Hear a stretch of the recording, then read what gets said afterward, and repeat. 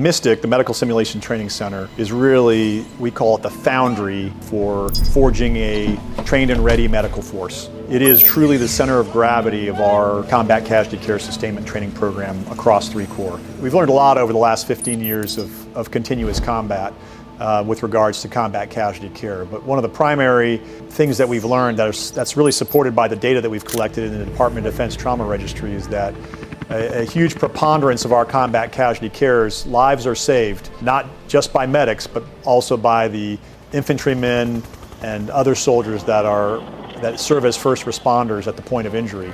And so there's been a real paradigm shift in my mind and throughout 3 Corps in particular to focusing our training efforts on to include the non-medic first responder.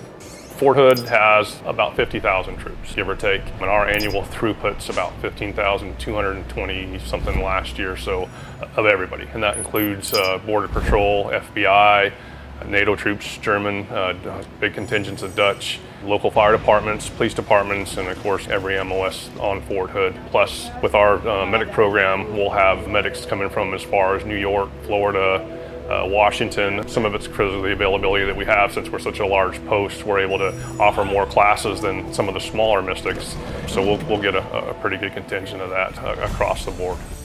We have multiple components to our Medical Simulation Training Center which make up the entire capability. One is the traditional static classrooms and static laboratories with the high fidelity simulators. That is kind of the Army standard MSTC. But what we've added was another component, which is the MOUT site, Military Operations in Urban Terrain Combat Medic Training Site, which includes both an outdoor combat medic obstacle course, which includes tactical vehicle hulls, aircraft hulls, and other simulated combat conditions, as well as an indoor shoot house, which simulates a combat environment of a small town or village.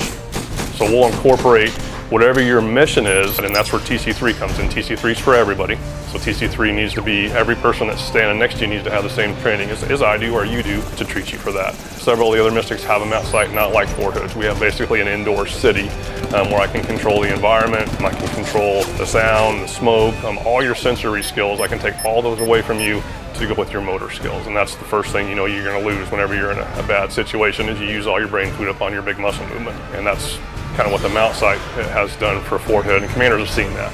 The key components of that program, it is a first responder program for all of our soldiers, non-medical leaders, our medics, and our operational providers, so the physicians and PAs that are assigned to support the Corps. So we truly train TC3 for the full continuum of combat casualty care. The number one, probably biggest asset of the Fort Hood Mystic is the ability to go from point of injury or point of wound to a level 3 minus care all in one area. And of course the CASEVAC piece, that's the most difficult thing that a medic will ever do in his lifetime is pull a full-grown man or woman from point A to point B.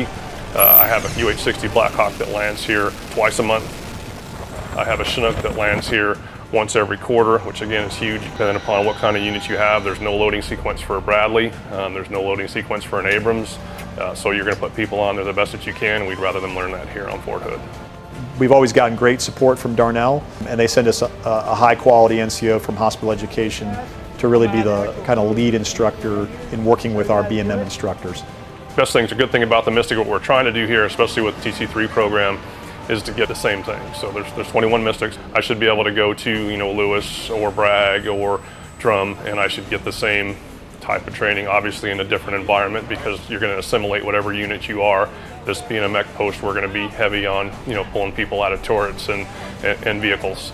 So that's going to be a big thing here. But the TC3 part shouldn't change. I mean, there's 90% of people are going to die right where they're at. So that's where we want to do the most of the amount of good. And it's those big 3 or big 2, which is your hemorrhage and your airway, and how we treat that shouldn't be any different from any post. And if I know that and I can push that out there, that's going to be good for everybody. So we consider our 3 Corps Mystics to be tactical, operational, and strategic enablers that ensure a ready medical force for the 3 Corps commander and for the Army when they're called upon to support worldwide operations anywhere in the world at any time.